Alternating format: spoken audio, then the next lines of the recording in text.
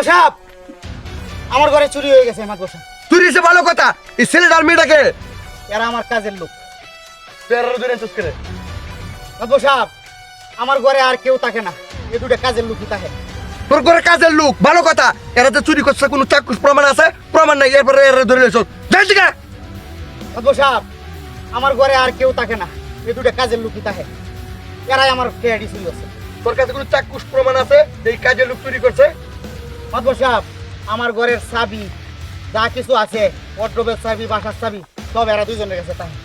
এরাই আমার টাকাটা পয়সা চুরি করছে, আমার গয়না গাড়ি সব কিছু এরা নিয়ে গেছে। মাতবর সাহেব আমি তোর কাছে এখন তোর কাছে যেহেতু কোনো প্রমাণ নাই যে এরা নিছে, বুড়ো দিয়ে আর তুই দুই জিতাস না।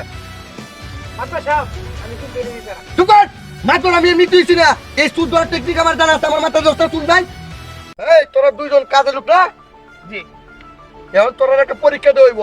আজকে এই যে সূর্য ডুবার আগে, সন্ধ্যা হওয়ার আগে যে 50,000 টাকা মিলে নিয়ে আমার কাছে আসবি, সে হয়েছে গিয়া চুরি করে নাই। আর যে মিলে নিয়ে আসতে পারবি না, সেই প্রকৃত চুর। যাও এদেরকে ছাড়ো। আপনার কথাই আমি ছাড়িয়ে দিলাম। ঠিক আছে ছাড়েন। মাত্র সাহেব এই যে নেন 50,000 টাকা। মাত্র আমি চুরি উঠুরি করছি না। দেখছেন মাতবর সাহেব এবার চুরি হচ্ছে না, হেই বেডি চুরি হচ্ছে। আচ্ছা বাট মাত বড় আমি এমনি হয়েছে কিনা দেখ না, মাত বুড়ি করে মাথা চুল দিয়ে আমার কাছে গা। তুই কি তা বুঝবে এটা বিষয়টা?